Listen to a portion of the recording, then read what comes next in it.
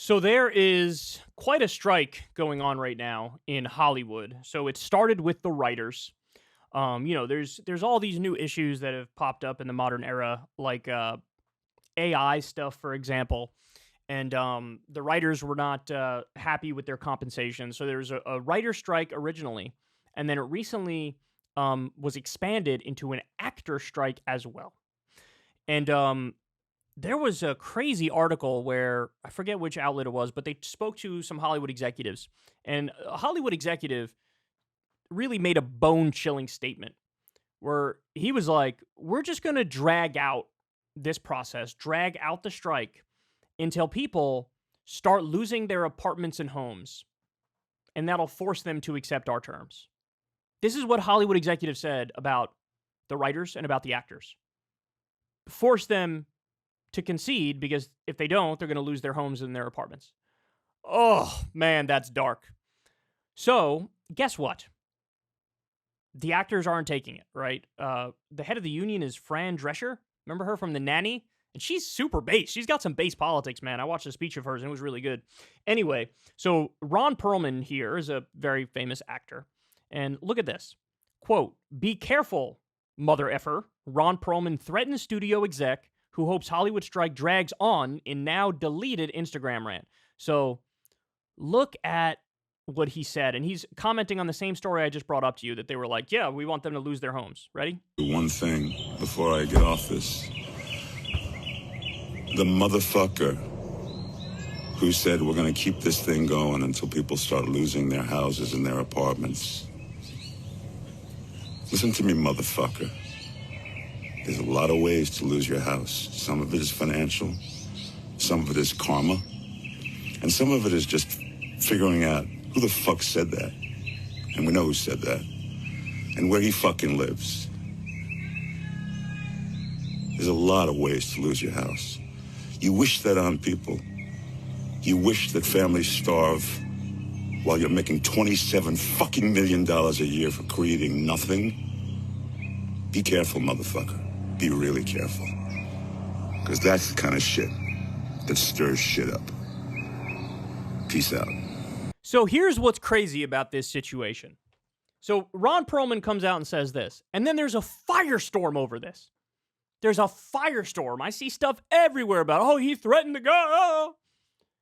But what's amazing to me is I didn't see a firestorm when the executive said, we want them to lose their homes and their apartments. We're going to drag this out until they lose their homes and their apartments.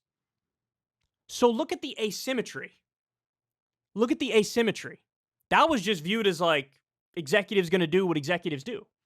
They're just trying to squeeze every penny out of the actors and out of the writers. But hold on now. They are functionally saying the same thing. And if anything, the Hollywood executive said it first, and the Hollywood executive is talking about all these actors and all these writers losing their homes. How many? A dozen? 2 dozen? 100? A couple hundred? 1,000? More? So when an executive makes the argument, yeah, they should lose their apartments and their homes, and we're going to drag this out until they do, to force them to accept our terms, nobody says, you're calling for violence against upwards of 1,000 people. Nobody says that. But when he says, hey, we know who you are, we know what you said, we know where you live, so watch out. All of a sudden it's, oh, Ron Perlman is the one threatening violence. But the other guy was threatening violence too. Just because it's baked into a system and a process, it's not a problem. It's not as bad when it's more people who are going to lose their houses and their apartments with what that guy said and what that guy believes and what that guy's trying to bring about. So look, let's be clear. Violence is wrong, period. Across the board. Doesn't matter who's advocating it, etc. The only kind of violence that's okay is defensive violence, self-defense against imminent attack. So violence is bad, violence is wrong. But look, keep it real. From the perspective of the actors, from the perspective of the writers, if you're told, we want all you guys to lose your houses, lose your homes, lose your apartments, etc., well, the person who said that should be put into line, should understand you're playing with people's lives here. And if you're going to play with somebody else's life, well, turnabout's fair play, son. And so watch yourself. Watch yourself. And like he said, look, keep it real. $27 million a year for an executive. And what are you actually bringing to the table? How are you involved in the production like the writers are, like the actors are? Are you as vital and crucial a role? Or are you just an unnecessary middleman who's leeching off of the actually productive people? I'll leave that up to you guys to determine. So anyway, they say in Mediaite here, actor Ron Perlman appeared to threaten a Hollywood studio executive in a now deleted Instagram rant over alleged comments about hoping the actors and writers strike drags on. By the way, let me pause here for a second to say, never delete. Never delete. On the internet is forever anyway. So don't delete. Because that just shows it just shows weakness, right? When really what you can do is, here's what I said and here's why I said it. And here's why it was actually legitimate in the moment, although I don't really agree with it. I don't really agree with violence, and I don't agree with a threat. But he didn't. He deleted it. According to Deadline, anonymous studio executives revealed to the outlet it hopes the strike drags on, putting writers in dire economic straits and therefore forcing them back to the negotiating table. For months, the writers' union has been on strike, but earlier this week, the actors' union, SAG-AFTRA, joined the writers on the picket line, setting up one of the biggest union boycotts in Hollywood history. In a since-deleted rant posted on his Instagram on Friday, Perlman directed his anger at Hollywood executive who said they are going to keep the strike going until people start losing their apartments and losing their houses. Listen to me, mother effers. There's a lot of ways to lose your house.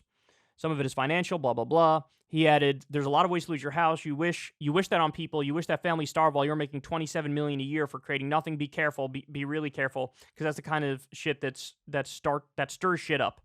The video was downloaded and shared by various Twitter users before it was deleted, including a tweet from here in LA that went viral. Okay, so there you go, man. It's getting ugly. But what I would say is this. Solidarity with the writers. Solidarity with the actors. There's an argument I see a lot of people make, which I don't agree with at all. This argument of well, hold on now. The writers already make a lot of money. The actors already make a lot of money. So, why do they need a union? Obviously, there are people who are in a much worse economic situation, and they need a union more.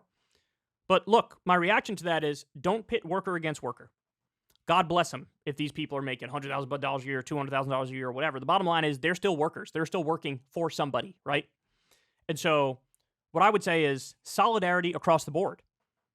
If a union is striking for better pay, a union is striking for better benefits, better health care, if a union is striking to come up with rules that protect them against a potential AI revolution, all that stuff, solidarity, man. They deserve their fair share. They deserve to be a voice at the table. And I don't want to pit worker against worker. I believe all workers deserve a union. There are low-wage workers who need a union even more than these people do, but that doesn't mean they're not entitled to do what they're doing here, and that doesn't mean they're not right. In fact, they are right.